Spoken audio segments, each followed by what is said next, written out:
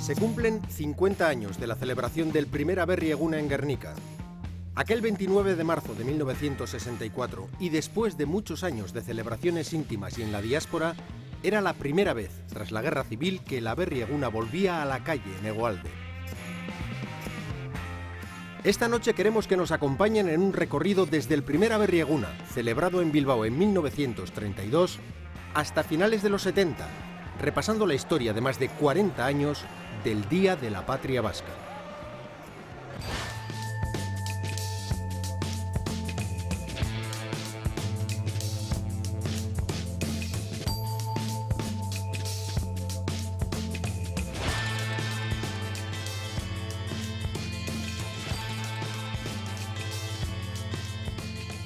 Yo me acuerdo que en el pueblo, en Sopuerta, donde yo soy de Sopuerta, los mayores, los amigos mayores, pues que tenían 3 o 4 años antes, pues nos daban unas tizas o trozos de cal para pintar en los bancos y en las paredes de la iglesia Aberri Eguna, Gora Aberri Eguna, que no sabía lo que era. Pero como te mandaban los mayores, estoy encantado de que un mayor te dé una misión que no tenía ni idea, ¿no? Y luego al otro día me acuerdo los guardias civiles allí borrando todo aquello que era con tiza o cal, ¿no? Pero claro, en la iglesia donde ese día pues todo el mundo iba a misa, etcétera, ¿no?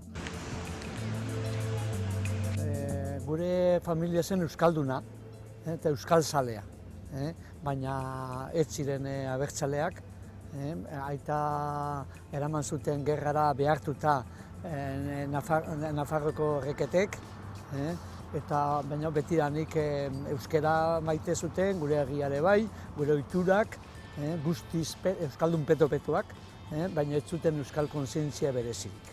Nik Aberri Egunarekin lotzen ditut bi imagen.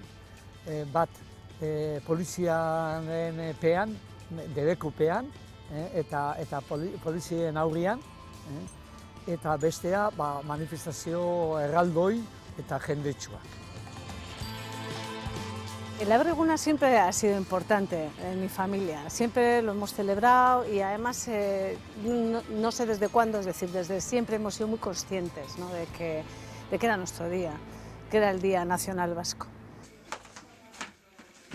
Mi familia no era familia de origen nacionalista, mi padre era de origen carlista, la madre sí, eran gentes que habían estado en el PNV y tal, pero como tantas familias, hablar de política estaba desterrado. La política era como algo tan duro para ellos que habían vivido la guerra, además han vivido en los dos bandos la guerra, mi padre en uno, la madre en otro, y era una tragedia. Entonces nosotros que éramos muchos hermanos nunca se hablaba de eso en casa. Aita y Ama, cuando era en la infancia, nos daban paga, aquello para comprar las chuches del domingo, y el día de Aberri Eguna nos daban paga doble, era especial, paga doble. Es verdad que el día que se celebraba otro día nacional de otros, ese día nosotros no teníamos paga. Lo que sí me acuerdo es de que siempre, lo mismo que se celebraban Navidades, para nosotros el champán se asociaba a Navidad y a Aberri Eguna. Y no sabías por qué, pero ese día siempre había el champán. Para mí significa día de lucha por nuestra identidad, por tener los mecanismos para ir desarrollándonos como pueblo, ni peor ni mejor que otros, como un pueblo con todos sus defectos y todas sus posibilidades y virtudes, y significa un grito de libertad para decidir nuestro futuro. Pues el Día de la Patria Vasca, como su nombre lo indica, es una fiesta de un pueblo que busca su lugar en la historia, y el nombre de Patria Vasca tiene una resonancia muy especial, ¿no? Somos una nación sin Estado, y por tanto somos una nación irredenta, y la celebración de la patria es algo muy importante. Ya el mero hecho de que se celebre el día de la Pascua de la Resurrección tiene una connotación religiosa, de alguna manera cogida de los irlandeses, que celebraban también la Pascua de la Resurrección, con el concepto de resurrección.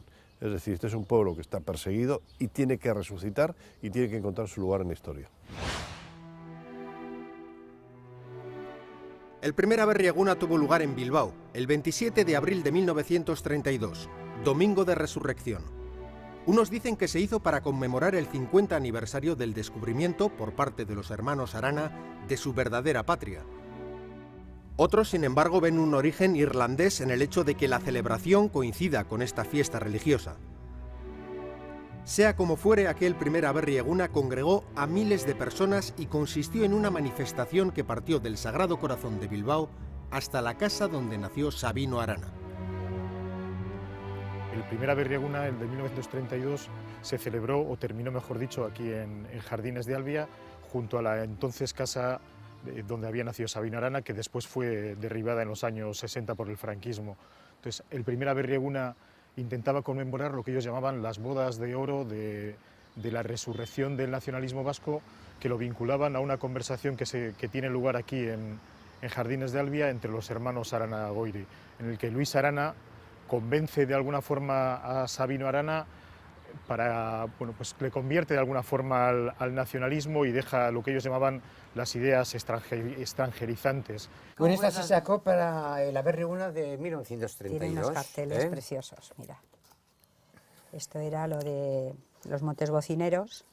Mi ama yo creo que estuvo de Gaztetxo de Danchari en algún lado, pero es que hubo 70.000 personas, se calcula. Entonces que fue algo inesperado, tal éxito.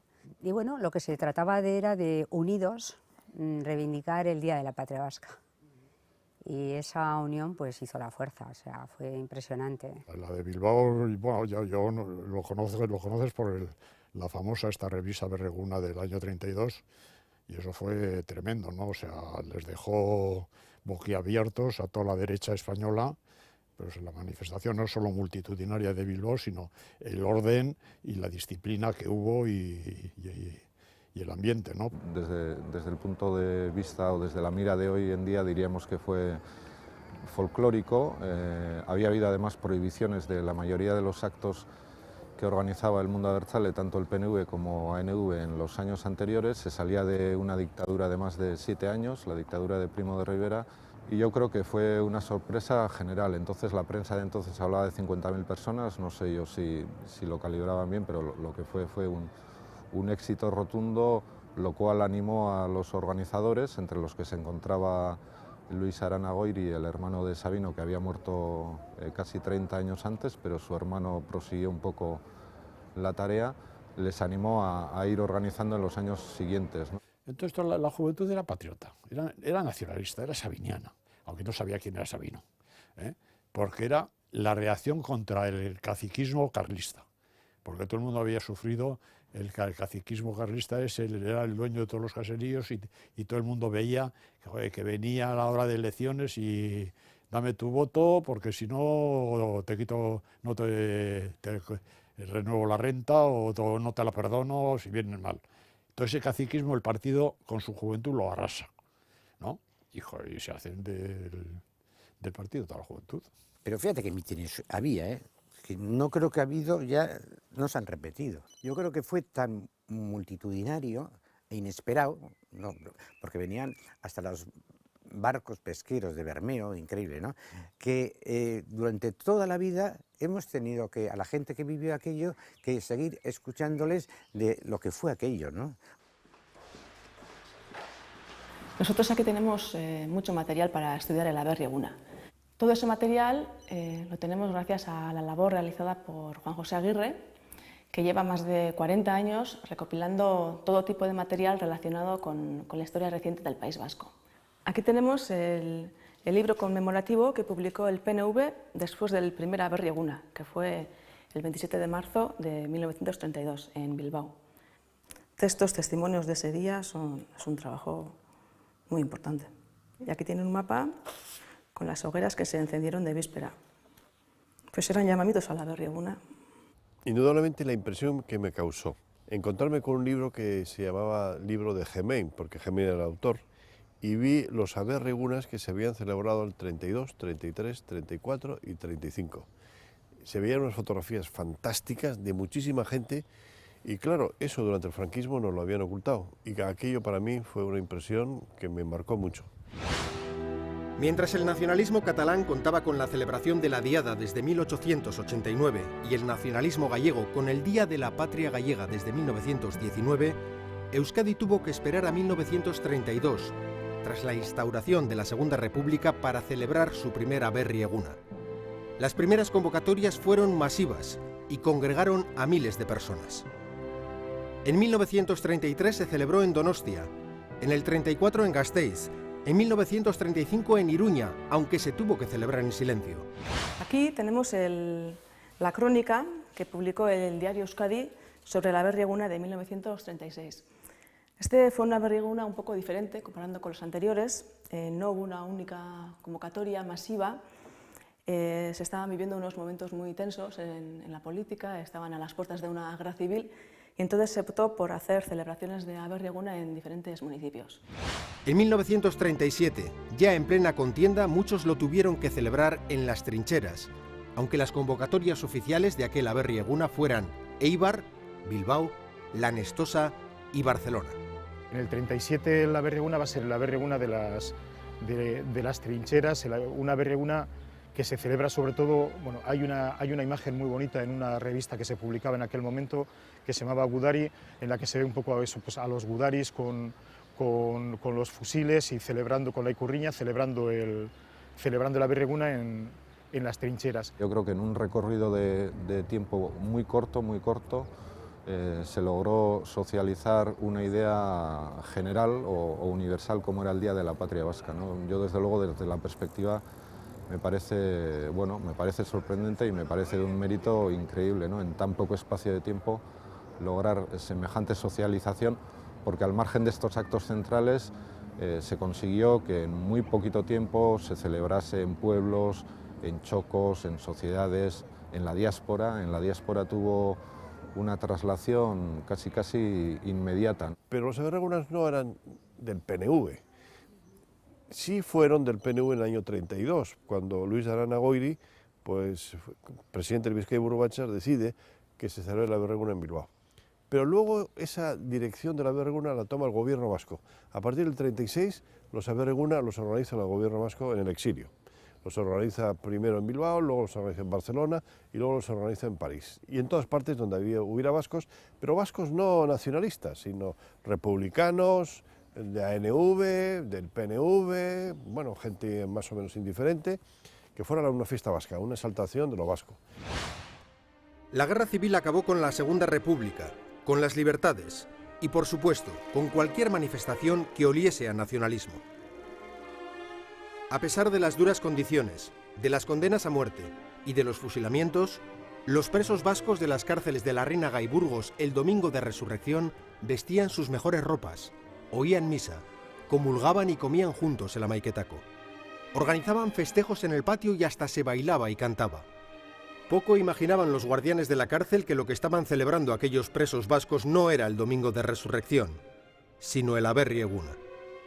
Son los berriegunas del dolor, de la represión, y se siguen celebrando incluso en las cárceles, o sea, presos condenados a muerte. Se conserva una revista, la revista Espechean, que se hacía clandestinamente en los penales, primero del Dueso en Santoña, después en Larrinaga y después en Burgos, en la que en todos hay números especiales para los berriegunas y hay textos realmente súper emotivos de aquella época. Y bueno, por testimonio de presos condenados a muerte en aquellos tiempos, en la cárcel se sigue celebrando la berrieguna de la forma que se podía celebrar clandestinamente, pero se sigue celebrando.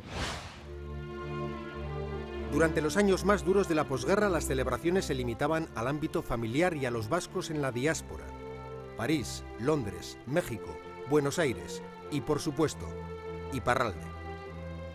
Es curioso saber que a muy pocos kilómetros de la frontera, cada domingo de Resurrección, se podía celebrar con total normalidad lo que a este lado de la Muga estaba prohibido.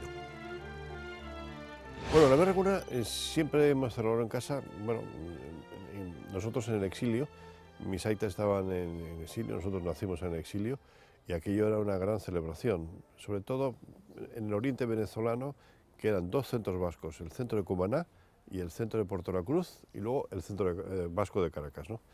Y era la fiesta más importante de todo el año, era la berreguna. Y en la berreguna la gente pues se vestía pincho, hacía una comida muy extraordinaria, la gente se reunía, la gente cantaba, la gente sacaba la icurriña y la gente pensaba que efectivamente estábamos celebrando el Día de la Patria Vasca. Luego tuvimos un incidente con la policía porque mi aita firmó una berreguna en el Centro Vasco de Puerto La Cruz, donde salió la icurriña, y cuando volvíamos, pues se vio la Ikurriña en una filmación en el barco, pues vino un antiguo ministro de Franco, dijo que aquello no se podía filmar y proyectar, y cuando llegamos a Santurce a mi ama le detuvo la policía, de manera que la Berrieguna para nosotros marcó también una pauta, ¿no? Son los años de la clandestinidad. El Aberri-Eguna se convierte en una celebración totalmente prohibida por el gobierno franquista y deja de celebrarse públicamente en Hegoalde. Al otro lado de la Muga la situación es muy diferente y cada domingo de resurrección sigue celebrándose el Aberri-Eguna. En 1963, en Itxasú, se produce una convocatoria muy especial.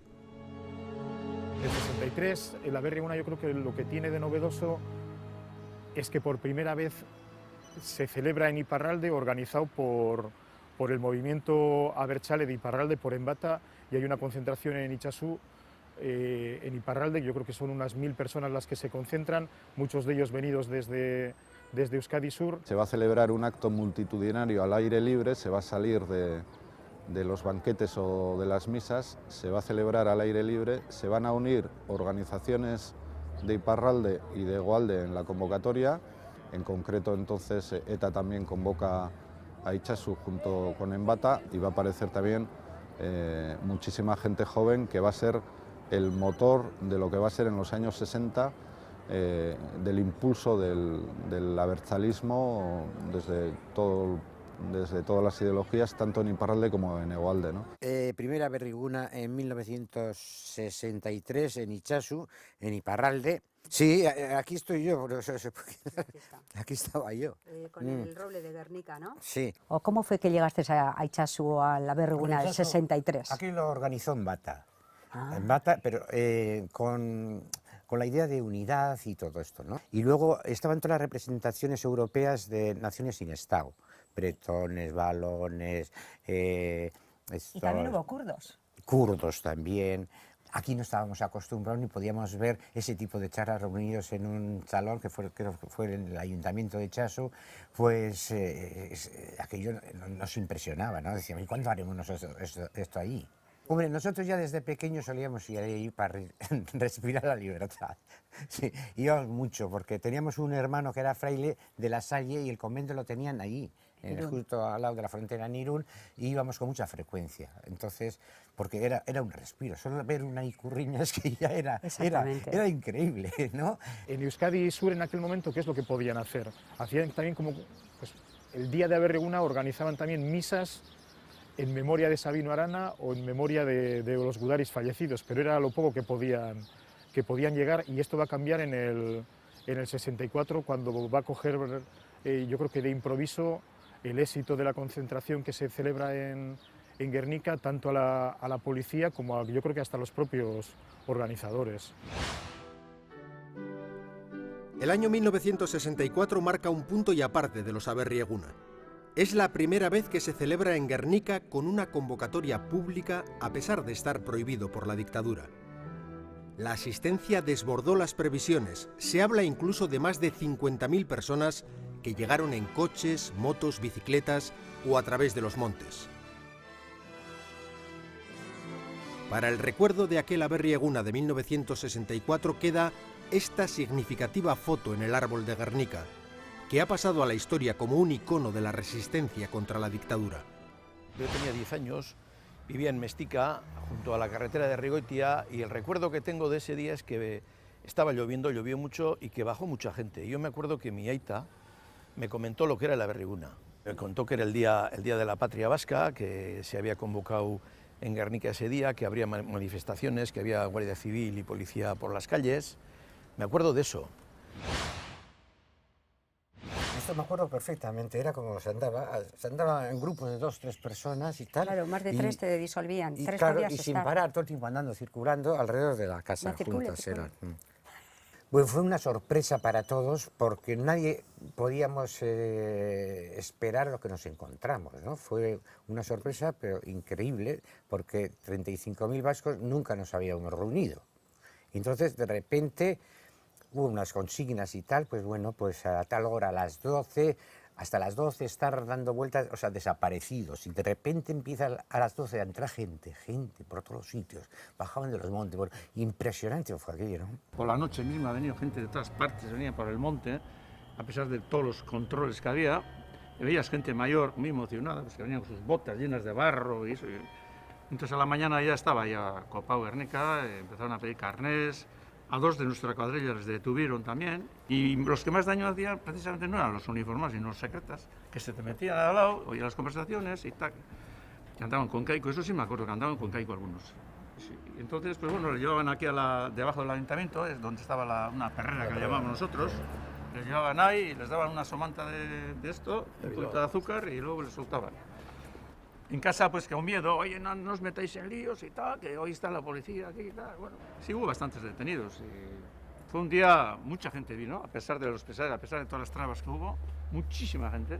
La gente con un poco miedo y prevención, pero bueno, como también tú sí veías a guardias que había por allí y tal y cual, pero oye, pisabas por la calle, mientras no me digan que no puedo pasar, yo pasaba, y los otros, como tampoco lo podían prohibir, pues así fue, ¿no? Para el régimen aquello era pues poco menos que una sublevación, pero le cogió tan de improviso, no te voy a decir otras palabras más gráficas, que tampoco supieron reaccionar. En las fotos se ve como los coches no pueden pasar de música, donde hay controles policiales, pero así todo, a pesar de los controles de la policía, la cantidad de gente que acude les supera, y bueno, y Guernica en un día lluvioso con paraguas, pero se llena de gente que acude allí silenciosamente, sin proferir gritos, pero bueno, pero manifestando un poco la continuidad de la legitimidad histórica de las reivindicaciones vascas. Aquí tenemos el número que la revista Gudari dedicó a la Berrieguna de Guernica de 1964, que fue el primer Berrieguna que se celebró de forma pública en el interior después de la Guerra Civil. Esta revista la sacaban los jóvenes de EGI en Caracas, y este número concretamente tuvo una difusión muy importante y contribuyó, bueno, de forma definitiva al éxito de la Berrieguna, a que se recordara después. Esta fotografía ha quedado en la memoria de toda una generación. Bueno, yo en el año 64 vivía en Bilbao y no pudimos entrar aquí por los controles que había de la policía, pero luego pude leer en la revista Gudari, que se editaba en Venezuela, todo lo que ocurrió en aquella Berrieguna, fotografías de los controles de la policía, y luego una foto muy simbólica, donde se ve a un joven en actitud casi religiosa, con la cabeza agacha, ante el árbol de Guernica, ¿no? Esa es una foto que ha ilustrado muchísimas habitaciones de muchísima gente durante muchísimos años, y esa fotografía la sacó un fotógrafo de Paris Match. Paris Match vino a esta Berrieguna y le dijo al chico que se pusiera de esa manera, y es una foto profesional muy lograda. Yo creo que es foto para ganar un Pulitzer. Yo conozco perfectamente, quien me lo contó, quien hizo la foto, un Joaquín Inchausti, un donostiarra peleón 100%, luego coincidí mucho en la clandestinidad con él, ¿no? Y él trajo al corresponsal de Reuters, agencia de noticias francesa, para sacar las fotografías de la Berrieguna y tal, y entonces me dice, joder, yo vi allí un tío pues con buena pinta y la chamarra montañera con las barcas y tal, y yo, ponte aquí delante del árbol. Se puso, le sacamos la foto y corriendo nos marchamos, pero nos marchamos ya de Guernica por si nos quitaban el carrete, porque sabíamos que era una foto buena. Pues ese era hermano de Toti Martínez de Lecea, la escritora abertzale famosa, pues era ese. Yo creo que como en otras partes la imagen del Che Guevara se convierte en un icono, en su medida, en Euskadi la imagen de ese joven Mendigoizale ante el árbol de Guernica se convierte también en un símbolo, en un icono de la resistencia antifranquista. Y en el interior se fueron organizando berriegunas pues en Guernica, en los montes, en Vergara, en distintos lugares, ¿no? Porque la policía lo perseguía, la policía no permitía, vivíamos en una dictadura y eso era una manifestación de patriotismo que la policía no podía tolerar. El primer Berrieguna en el año 64 les cogió de sorpresa, aquí en Guernica, hubo muchísima gente, fue una gran sorpresa, hubo muchas multas, pero luego ya los siguientes Berriegunas hicieron todo lo posible para que no se celebraran. Tras el éxito de Guernica, el gobierno de Franco pone todos los medios para que no se repita algo similar. Las convocatorias de Vergara en 1965, Gasteiz en 1966, Iruña en el 67 y sobre todo Donostia en el 68 son fuertemente reprimidas por los grises. Ir a la Berri Eguna se convierte realmente en algo peligroso. Bueno, el primer Berri Eguna, el de Vergara, el año 65, pues bueno, hubo una convocatoria de boca en boca, y nosotros, yo estaba entonces en Oñate, y nos llegó por medio de un chico que estaba en un colectivo sindical. Nos invitaron pues a ir a Vergara por monte. Pues tenía como misión llevar un espejo y aprovechando el sol, hacer señales a la otra parte del monte, a la gente que venía por la zona de Elgueta, en eso. Pero bueno, era algo risible, además no hubo ni sol, o sea que...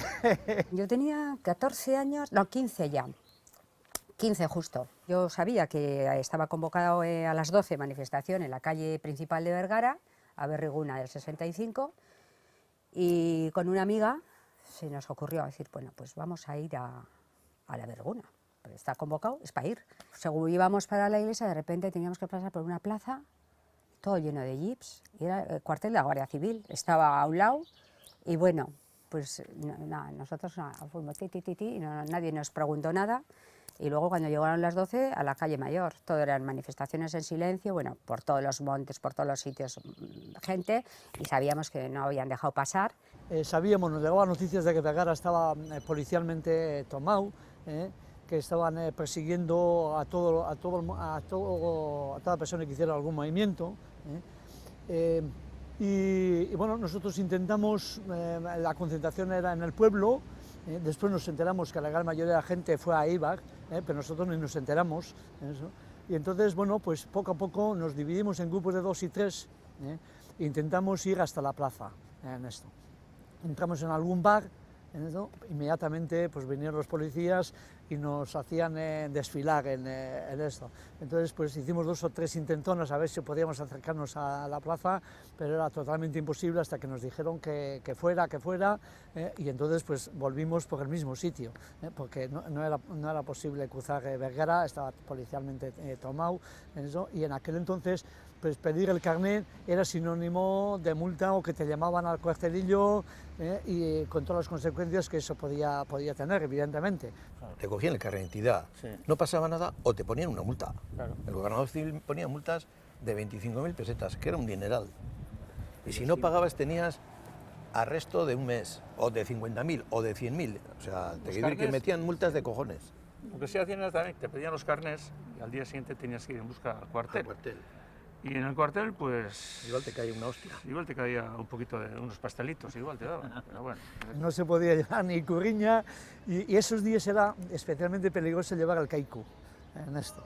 Porque en otros días normales, pues al monte, etcétera, pues había mucha gente que iba con kaiku, pero ese día era especialmente prohibitivo o era peligroso llevar el kaiku. Por lo tanto, nada que pareciera que éramos vascos, y menos hablar entre nosotros euskera, o que nos oyeran por lo menos hablar en euskera.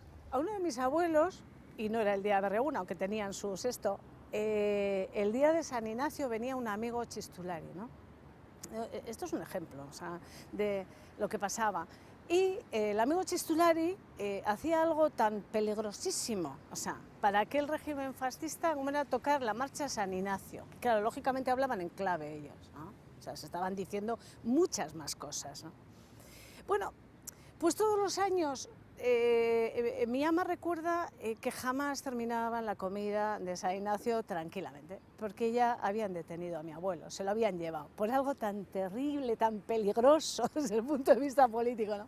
Esto es un ejemplo de cómo era el régimen, es decir, de cómo quitaba de en medio hasta...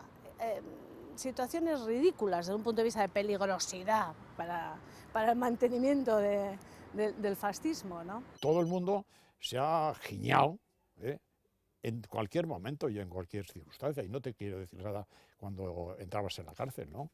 Y cualquier cosa que le decían, oye, y tal, bueno, joder, cantaban como la gente como chiminos, por mucho que tú le intentaras instruir anteriormente, tú resistes, no, y tal, y que no, era muy difícil, ¿no? Sí. Yo 5 o 6 veces he estado detenido. Yo he estado detenido y me acuerdo de este amarrado a la cama, a una cama eléctrica, a una cama de hierro. Me acuerdo de eso y me acuerdo de una anécdota que ahora puede parecer graciosa.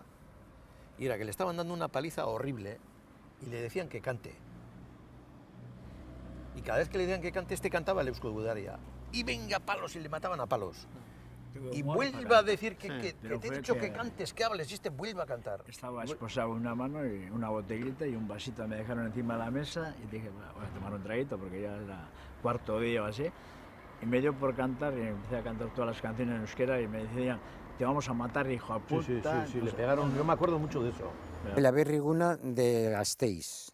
Fue importante por una razón. Yo tenía una misión que era sacar toda la información de Gasteiz, llevarla a Iparralde y para darle al Lehendakari, para que estaba con toda la prensa, para que sacar la información al mundo, ¿no? Yo fumaba en pipa y cogí y metí una bolita con toda la información en la pipa, le puse una plata a la pipa, le di fuego y yo en la frontera pasé con la pipa encendida. Y debajo iba todo. Amedo estaba detrás de él. Joder, Amedo estaba detrás mío. ¿Consiguió detener a su hermano? Tampoco, porque como era fraile no le dejaron entrar.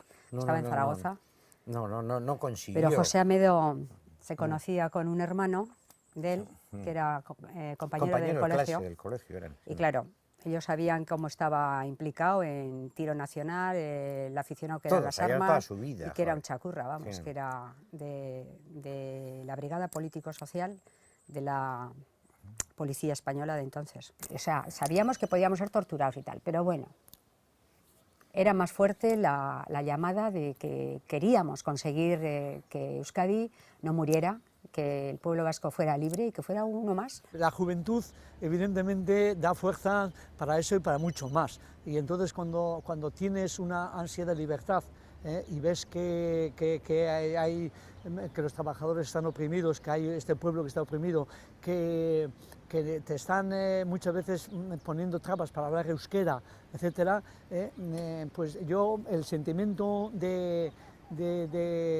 la lucha por el euskera ya entonces lo tenía muy enraizado. Yo en Lesaca había sufrido la imposición del castellano, había sufrido en la escuela, había sufrido marginación, porque no sabía utilizar el castellano, y los maestros nos obligaban a hacerlo exclusivamente en castellano y nadie se acercaba a hablarnos en euskera y explicarnos en euskera. Por lo tanto, ese sentimiento de lucha en contra de esa imposición era algo, un resorte muy importante que en todo momento me ha motivado mucho. Si te quitan eso, ¿de qué vivo? Eso es lo que le decía Arrese, es una poesía en euskera precioso, ¿no? Dice, si me impiden hablar de en euskera, pues le dice a la madre, ama, que me arranquen la lengua. ¿Para qué quiero yo hablar si no voy a poder hablar en el habla que me ha transmitido la leche de tu pecho? Le dice a la madre. Y esto es igual. Entonces, si hemos recibido unos sentimientos, unos los habrán recibido de una forma, otros de otra, unos los habrán adquirido más o menos, habrá diferencias. Y digo, si es lo mío. Y entonces dice tú, un día para demostrar afuera, al mundo, que yo soy así. Y es fundamental. También es fundamental.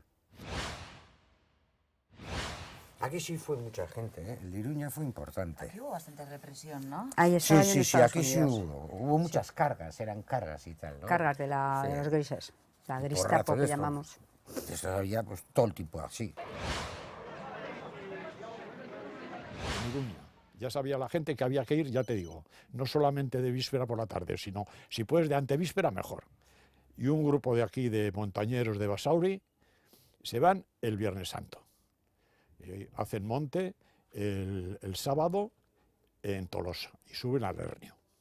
Suben al Hernio, dejan la tarjeta de montañeros para justificar que han hecho cima y tal, y cuando bajan, pues se encuentran sorprendidos por una avalancha de 10 o 12 guardias civiles que les detienen. ¿De dónde vienen ustedes? Joder, pues de arriba. ¿Y qué han hecho? Pues cima, no tenían ni idea los guardias civiles que era hacer cima. ¿Qué es eso? Pues, joder, que hemos dejado la tarjeta en el buzón. Y entonces el mando del grupo le dice, no, suba usted y mire a ver si es verdad. Y efectivamente, al de un rato, baja con la tarjeta y ellos me dicen, siempre firmábamos G de Gora, .e.euskadi a Askatuta. ¿Y esto GA qué es? Pues le dice uno que tuvo una reacción bonita y dijo, pues Grupo Español Alpino. Y cuando oyó lo de español, el otro ya se cambió de cara y dijo, oh, no, es que estos asquerosos, cabrones diría, me imagino, nacionalistas o vascos, el año pasado pusieron una gran bandera en la cima y nos trajeron locos. Y entonces estamos aquí para que no la pongan. Pues dicen, bajen al cuartel de la Guardia Civil y den la orden de que por nuestra parte todo aquí está en orden. Claro, no fueron al cuartel, ¿no? Pero al otro día pusieron la Icurriña. En Pamplona, entonces solía coincidir con la marcha de Castillo de Javier, esa marcha religiosa que suele haber y tal. Entonces la consigna era pues, que el que iba de guía un poquito de los autobuses, pues si nos paraba la Guardia Civil, pues que íbamos al Castillo de Javier. Entonces, a la altura de, no me acuerdo, antes de entrar en Pamplona, ¿a dónde van ustedes? A Javier. ¿Cómo que a Javier? Sí, no, nosotros vamos al Castillo de Javier. Pues a ver si es verdad que van al Castillo de Javier, nos dijo el sargento, el teniente, no sé qué era. Bueno, llegamos allí a Pamplona, los autobuses y tal, y a la mañana siguiente, bueno, al mediodía cargó la tal, me acuerdo además que una de las veces, no sé si fue a Juiraguerra, que apareció a la mitad de la plaza, que era uno de los dirigentes históricos del PNV, luego seguido ya la gente, pero nada, no duramos nada, empezaron a cargar los grises, bim bom, tiraron una especie de, no sé cómo de cohete, una icurreña, y bueno, luego ya acto seguido, pues nada, otra vez a los autobuses. Y según íbamos a los autobuses, nos estaba esperando la Policía Armada, y uno por uno, carnés, tan. En unidad, cuando en la Plaza del Castillo se lanza por los cohetes, las icurriñas que aparecen luego en mucha fotografía, entonces ahí ya hubo leña, pero bueno, la gente sabía correr, ¿no? A mí, este reloj, que lo tengo desde el año 60, me lo dejaron plano, de un estacazo que me dieron, me lo consiguieron arreglar. En 1968 el Aberri-Eguna se convoca en Donostia de manera unitaria. Es un éxito de participación, pero la represión policial es aún más fuerte que la del año anterior, en Iruña. La policía utiliza caballería y helicópteros, y se producen más de 300 detenciones. Joder, no. En 68 hubo policía a caballo. Actuaba mucho más fuerte. Me acuerdo que hubo gente que aprovechaba, tiraba canicas para que se resbalasen los caballos. Y no, aquello fue gordo. En Donosti me acuerdo que en la zona de Gros nos juntamos bastante gente, intentamos cruzar los puentes, pero era materialmente imposible porque estaba la policía cortaba totalmente los puentes e imposibilitaba a la gente eso. Aún así, en la zona de Gros hubo pequeños conatos, pequeñas manifestaciones, pero que disolvían inmediatamente, y en el centro de Donosti sí que hubo mucha gente y una represión brutal. Ya entonces se decía que varios centenares de personas habían sido detenidos por la policía. No nos llegaron a multar más de 300 personas. Yo hice más de 300 recursos. ¿Y quién nos hace el recurso? Yo me lo joder. Entonces vas a la cárcel seguro. Porque claro, hacías recursos por hacer recursos, pero no servían para nada, ¿no? Y entonces ya tenías una ficha y en cualquier sitio que fueras, pues ya estabas fichado. Incluso en el carnet de identidad español te había una pequeña referencia en la parte de atrás que decían que eso es que estás fichado. Me acuerdo que estábamos en Egi Batasuna el año 70, 71. Me acuerdo que las vísperas de la Aberri-Eguna lo que solíamos hacer era poner icurriñas, tirar propaganda, pintadas. Luego, posteriormente ya, estando en ETA, incluso poner bombas. Es decir, días antes se solía conmemorar, días antes de la conmemoración de la Aberri-Eguna, se solía sacar un comunicado, los partidos políticos sacaban comunicados, se decía el lugar en el que iba a ser y se organizaba o se preparaba para ir a ese sitio. Generalmente la gente que estábamos metidos en movidas no íbamos a que nos detengan. Nos dedicábamos días antes a poner icurriñas pintadas, hacer cosas, pero allí no íbamos porque si ibas y te detenían... 50.000. Podías cantar, entonces no te arriesgabas a eso. Decíamos entre nosotros que no íbamos a ir. A veces íbamos, pero... Hacías propaganda para que vayan otros, pero tú no ibas. Yo recibía los gudaris de Josu y los pasquines de anunciado a Berriguna, la convocatoria. Lo que me ponía yo es en la última fila del autobús del colegio, que entonces iba a la Veracruz, que estaba en Lujua. Entonces de Bilbao a Lujua iba por todas las paradas, bueno, después que arrancaba, claro, tirando papelitos, ¿no? Y bueno, pues ese era mi cometido, un poco propaganda. Sabía que me jugaba de 6 meses y un día a 6 años de cárcel, porque eso estaba penado así. Parece que el coche que hay en el tejado es el del presidente del gobierno y parece ser que está muerto.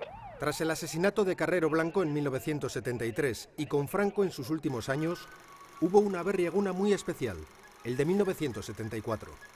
Ese año el Lehendakari Leizaola, exiliado en París, apareció en Guernica el día de la berrieguna.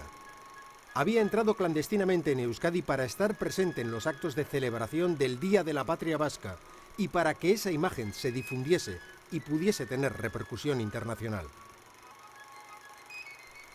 Tras la visita, el Lehendakari fue acompañado hasta Utzagane, donde le esperaban 3 gudaris que se encargarían de pasarle la muga otra vez clandestinamente hasta San Juan de Luz. Claro, ahora se ve como una cosa normal. Aquí estamos en Guernica, no pasa nada. Pero hay que ver que el Lehendakari de los vascos, perseguido en clandestinidad, rodeado de policías, hubiera estado aquí, delante del árbol. Vino acompañado por 2 gudaris, Hilario Zubizarreta y Primi Abad, y por un chofer que lo dio muchas vueltas. Parecían unos señores jubilados que iban a Don Ivane a comprar Duralés y pasaron desapercibidos. Y luego la policía al día siguiente se llevó la gran sorpresa de que delante de sus narices había pasado el Lehendakari de los vascos y ellos ni se habían enterado. Porque un guardia civil de la época, la cara de Leizaola, pues no la conocía. Conocía perfectamente quién y cómo se falsificaron los documentos, que fue precioso para poder venir. Pues Goyeneche, del otro lado, Eugenio Goyeneche, sabe que ha muerto un amigo. Va a darles el pésame a la familia y se coge el pasaporte. Y entonces la mujer, que era una experta, le pone la fotografía de Leizaola, perfectamente falsificado, y con ese pasaporte pasa la frontera para Guernica, ¿no? El primer gobierno vasco se había elegido aquí el 7 de octubre de 1936. El Lehendakari era José Antonio Aguirre. Leizaola era consejero de Justicia y Cultura. Habían perdido la guerra, habían pasado casi 40 años, había nacido ETA y entonces había que enviar mensajes institucionales a la juventud. Es decir, aquí no todo se arregla con violencia, aquí fundamentalmente hacen falta instituciones y aquí hay una institución que está en el exilio esperando volver para entregar ese testigo a las nuevas generaciones. Estos son pues las convocatorias de los diferentes grupos a los aberriegunas de 1975 en Guernica, de 1976 en Iruña y de 1977 en Gasteiz. No hay una convocatoria, un texto unitario, o sea, un documento unitario, en el que, un cartel, por ejemplo, ¿no? En el que se refleje esa convocatoria unitaria. ¿No? Cada uno los convoca pues, a su manera. Y luego el último aberriguna que recuerdo es el del año 1975, que fue aquí en Guernica, precisamente aquí en la grada. Se aprovechó la salida de la misa de 12, sería alrededor de la 1 menos cuarto, así. Y había dos parlamentarios flamencos belgas que leyeron un documento y en cuanto se ponen a leer el documento, cargaron los grises, todo esto estaba rodeado de grises y secretas. Les detuvieron a ellos y claro, empezaron a cargar y la gente empezamos a correr por aquí, por las escaleras abajo. Ese día estaba Guernica tomado. Yo recuerdo que cada esquina de Guernica había un jeep con policías armadas, con grises, y luego jeeps patrullando por Guernica. Una exageración. Y luego había autobuses colocados en sitios diferentes del pueblo. Igual unos 10, entre 10 y 20 autobuses llenos también de grises en distintos sitios del pueblo. Nunca he conocido yo Guernica como ese día. El 75 en Guernica, que fue una convocatoria unitaria por parte del espectro de partidos políticos de todo el mundo, nos detuvieron nada más llegar a la estación. Íbamos ya en el tren, iba ya la gente cantando, todos calientes, tal, y realmente nos pillaron allí sin más. El grupo de la Guardia Civil que dirigía un tío muy sádico, que era un capitán que se llamaba Hidalgo, torturó a toda la gente. Yo recuerdo unas escenas escalofriantes, estábamos desnudos en el cuartel, en una posición humillante, esposados a la espalda, y tenía un perro, un mastín alemán, que se te ponía al cuello, realmente era... Te venía un canguelo de arriba abajo espectacular, ¿no? Estábamos ahí más de 40 en el garaje del cuartel de la Guardia Civil de Guernica, y como además había estado de excepción, se podía prolongar las detenciones varios días y tal, ¿no? Y luego ya había algunas que me marcaron mucho, indudablemente fue el del año 76, que se iba a celebrar en Iruña. Estaba secuestrado a Engueru Berazadi, y nosotros, un grupo, Bingen Zubiri y José Goicoechea, que luego lo mató ETA, preparábamos con unos charteles pues toda la propaganda de la BR1, y cuando bajamos al sótano a llevar los paquetes en el coche, pues había 5 policías. Nos detuvo la policía, nos tuvo 3 días en comisaría y lo pasamos con el susto consabido, pero esa fue una vergüenza que me marcó. A partir de la muerte de Franco se abre un periodo convulso, lleno de reivindicaciones y esperanzas de poder recuperar la libertad. En 1977, ante la imposibilidad de celebrar el Aberri Eguna en Vitoria-Gasteiz, cada partido busca un segundo lugar donde reunirse, lejos de los controles policiales. Tenía 15 años y fuimos en coche con Aita, mi hermano y yo. Intentamos entrar a Vitoria, pero era imposible, no dejaba pasar los controles policiales. Hacía un día de perros con una nevada tremenda y tuvimos que ir al sitio donde estaba prevista la segunda concentración, que era en Azpeitia-Azkoitia, en las escalinatas de Loyola. Allí se juntó un montón de gente del PNV y también unas 200 personas de lo que todavía no era Euskadi Ezkerra, era el partido ELLA. Y bueno, como anécdota o recuerdo de aquel día, sí recuerdo, por un lado, ver por primera vez a Juan Ajuriaguerra, el dirigente histórico, mítico del PNV, y escuchar un mitin de Xavier Arzallus en aquel Aberri Eguna, pero con megáfono en mano, como se hacían en aquellos tiempos. Y el 77 fue una Aberri Eguna para los comunistas vascos muy significativo, porque el sábado santo Suárez legalizó el PC. Entonces nos juntamos en Amorebieta, en la plaza de Amorebieta, la gente de Vizcaya, y yo allí era yo el secretario general del Partido Comunista en Vizcaya, y di allí un mitin a los compañeros que estaban. Sí. Fíjate cómo la alegría que había en aquel momento, fue muy grande, sí. Nosotros cantábamos siempre la Internacional y el Eusko Gudariak, siempre, en todas las fiestas. Era un reconocimiento a los derechos políticos del pueblo vasco como tal, sin duda. Nosotros no éramos nacionalistas, no hablamos del tema ese de la patria, tal.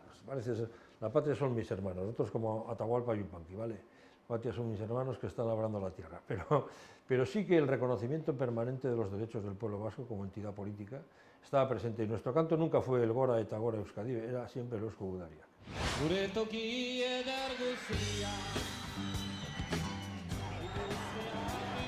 La convocatoria de la Aberri Eguna de 1978 fue masiva, reivindicativa y festiva en todas las capitales convocadas: Bilbao, Donostia, Iruña, Gasteiz, Hendaya, Larrún e Irún. Este fue el último Aberri Eguna unitario en el que abertzales y socialistas compartieron cabecera de pancarta reclamando que la autodeterminación estuviera recogida en la Constitución.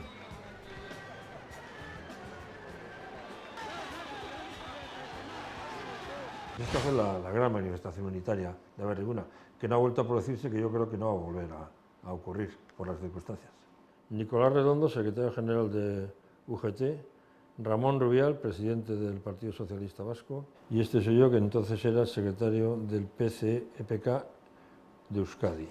La unidad de todo el mundo, una pancarta grande, una gran manifestación en Bilbao, de las pocas que podemos recordar de esa época tan numerosas, y luego, sin embargo, cómo todo se fue diluyendo. Yo creo que en un doble sentido. Por una parte estaban las fuerzas políticas, en la que estaba también la mía, la que estaba yo, que pensamos que el tener una Constitución democrática y un Estatuto de Autonomía, de alguna forma orientaba y encauzaba los derechos políticos de Euskadi. Ese fue nuestro planteamiento. Y por tanto se diluía el tema de la Aberri-Eguna como reivindicación. Mientras que los partidos nacionalistas pensaban que más allá del estatuto siempre quedaba la reivindicación de la patria vasca. Celebramos el Aberri-Eguna en Bilbao y todos recordarán cómo el Partido Socialista sacó una pancarta solicitando el ejercicio del derecho de autodeterminación. Y esa pancarta la llevaba nada menos que Ramón Rubial y Nicolás Redondo. Pero a fin de cuentas el Partido Socialista celebraba el Aberri-Eguna. Y eso siempre se lo recordamos, porque cuando dicen estos nacionalistas celebran el Aberri-Eguna separado, oiga, no, el Partido Socialista celebraba el Aberri-Eguna. Y es preferible celebrar el Aberri-Eguna separado, pero celebrarlo. Claro, el Aberri-Eguna es lo que es, o sea, la defensa de la nación vasca, es decir, de nuestros derechos nacionales y por lo tanto nuestro derecho a ser nación en pie de igualdad con cualquier otra, ¿no? Entonces, claro, quien lógicamente defiende la nación española o la francesa, pues, no tiene sentido, lo digo con todo el respeto además, ¿no? Es como el 12 de octubre o el 14 de julio a mí no me dicen nada, y lo digo con todo el respeto, o sea, a la simbología y a todo que tienen otros países, ¿no? Es que el nuestro es este. Entonces, en aquel momento se había una foto de contradicción y probablemente de intento de aprovechamiento político en aquellos años tan liados, ¿no? Que no se sabía muy bien hacia dónde íbamos a ir, de la transición, de definición política probablemente más firme, pero vamos, sucedió lo que tenía que suceder. Por última vez, de manera unitaria, pues se celebraron manifestaciones en los 4 herrialdes, en las cuatro capitales de Euskal Herria, y se llevaba una pancarta en pro del derecho a autodeterminación. Y esa pancarta estaba llevada también por gente del PNV y PSOE.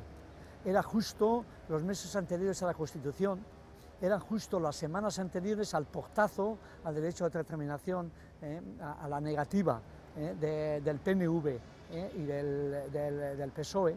Entonces, para mí es la imagen del año 78, el Amani, era como la fotografía de la traición, de la claudicación, más que, bueno, pues de la claudicación.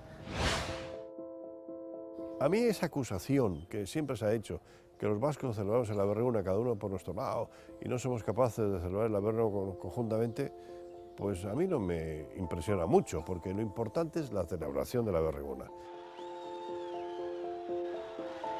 A mí cada vez me da más pena el Aberri-Eguna de los partidos políticos. Yo creo que eso es una situación a superar, y que el Aberri-Eguna no es Alderdi-Eguna. Porque el origen del Aberri-Eguna es un origen muy ligado a componentes religiosos, o sea, está muy mistificado. Yo creo que se está viendo lo que significa para mí. Es un día muy importante, es un día en el que no quiero, o sea, siquiera evitar, ¿no?, que me vengan estas reflexiones y que me venga ese sentimiento de decir, sí señor, hoy lo vamos a celebrar, ¿no? Y cuando Luis Arana, el hermano de Sabino Arana, propone en 1932, es decir, no hace demasiado tiempo, esto lo propone como el día de la resurrección del pueblo vasco, por eso es el domingo de resurrección. Es decir, es algo que necesita demasiadas explicaciones, ¿no? No resulta sencillo que este sea un día que representa a todos los vascos, representa a los nacionalistas, pero no a todo el pueblo vasco. Yo pongo la curriña en el balcón para decir, oye, que hoy tenemos que celebrar. Y probablemente habrá gente que diga, mira esta, ¿no? Pero porque valoro la simbología. Y la celebración de la Aberri-Eguna uno lo puede hacer en un frontón, en su casa, en el monte, en una piscina, donde le dé la gana, pero que lo celebre. Eso es lo más importante de la Aberri-Eguna, que es la fiesta de la patria vasca. La Valle en la Muga de Irún reclamó públicamente, él que era del Partido Nacionalista Vasco, reclamó públicamente que de una vez superemos las luchas por las siglas y convertamos el Aberri-Eguna en un día de la patria donde estemos invitados todos. Berriozar.